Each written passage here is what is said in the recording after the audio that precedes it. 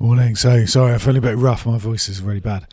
So Wednesday morning, we're going to be looking. This is actually our last lesson. So we're going to be looking at the reservations and the impact the reservations had on American Indians. So as we know, reservations, Indians have come from this nomadic hunting lifestyle, and over time, as all the things we've looked at, are basically forced to live on the reservations. And that photo there on the right hand side is quite telling. So in the middle there's all the Indian rations, the food they're going to give out, and the Indians are sitting around like beggars waiting for their allocation. You can still see some of the teepees in the background, but they've begun to build one structures and kind of forcing them to live out of their, out of their teepee and go into the more permanent structures. So this is the majority of the work I want you to do today. So really the question is, how did reservations destroy Indian culture? And there's 5 things. So first of all, it's important to understand the scale of the reservations. There were big areas, bigger than Devon. Many whites believed that the Indians were allowed to carry on doing what they were doing, their traditional way of life, because they had so much space, so much land. So the American government became determined to shrink the reservations, and either through threats or bribery.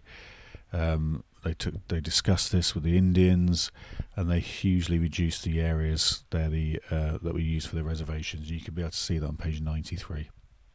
And often, the land they were left with was very poor quality, and any surplus land was sold off to whites to make money. So it was obviously a financial incentive for the whites as well. The second thing they identified was the power of the chief. Traditionally the chief was, as we know, strongest, bravest, and all those kind of things, and was really important within the tribe. And the US government became determined to diminish their power. And by the early 1880s, they set up special councils among the tribe that would kind of take over the chief's powers. And in terms of law and order, they established their own courts. And by 1885, the US Federal Law Court was actually in charge of justice on the reservations.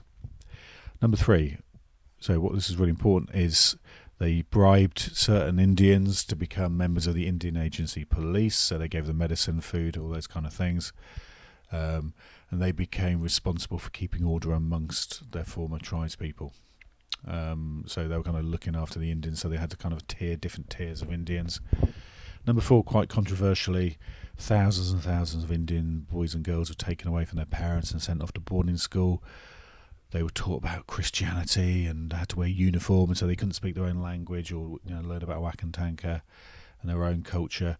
And really, this was a deliberate attempt to destroy Indian tradition and culture. And the last one, if you have to go on to the page 94. Because there was no buffalo, because they had poor areas of land or very small areas of land, nomadic hunting became virtually impossible, and they could no longer feed or clothe or shelter themselves. They had no idea about farming. The idea of planting seeds and ploughing and all those kind of things were totally alien to them. And because they had poor land, their crops failed quite regularly. And so they became increasingly dependent on the US government. Depression, disease, alcoholism, all those things spread very, very quickly through the reservation. So lots of social problems that still continue today. The last thing is something called the Dawes Act, which in very simple terms was like a Homestead Act for Indians. So this was the final straw that broke the camel's back, so to speak. So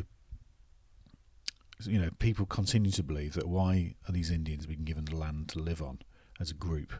So they felt this continued the culture because they were still living together. So what we need to do is separate them, a bit like we did with homesteaders. So what they tried to do was allocate the same area of land, 160 acres, which they could, and if they did that, they would leave the reservation, would become US citizens. And obviously the problem was the fact that the land was very poor. So the aims of this was to kind of break up the power of the tribe and the chiefs, to get people to fend for themselves, this idea of individual liberty, get them to assimilate and become American citizens, give up more land for the settlers because any leftover land was sold, and basically reduce the cost of running the reservations to the federal government. So how did this work for the Indians? Well, it was a total disaster. They found it was almost impossible to make a living farming the plains. It was too tough. We looked at the homesteads and how difficult that was. A lot of those people were experienced farmers and knew what they were doing. Indians had absolutely no idea at all, and often they were cheated out of their lots, or they just couldn't. It just failed. They just found it too difficult. And then the last page is basically the closure of the Indian frontier. So in 1890, they declared the Indian frontier was over, and basically, as far as they were concerned, the whites and the US government now controlled all of the land in America, and basically the Indians had no land available. So that's kind of the end of our unit, and we're going to work on a question next lesson. Thank you. I'm feeling a bit rough, sorry. Okay.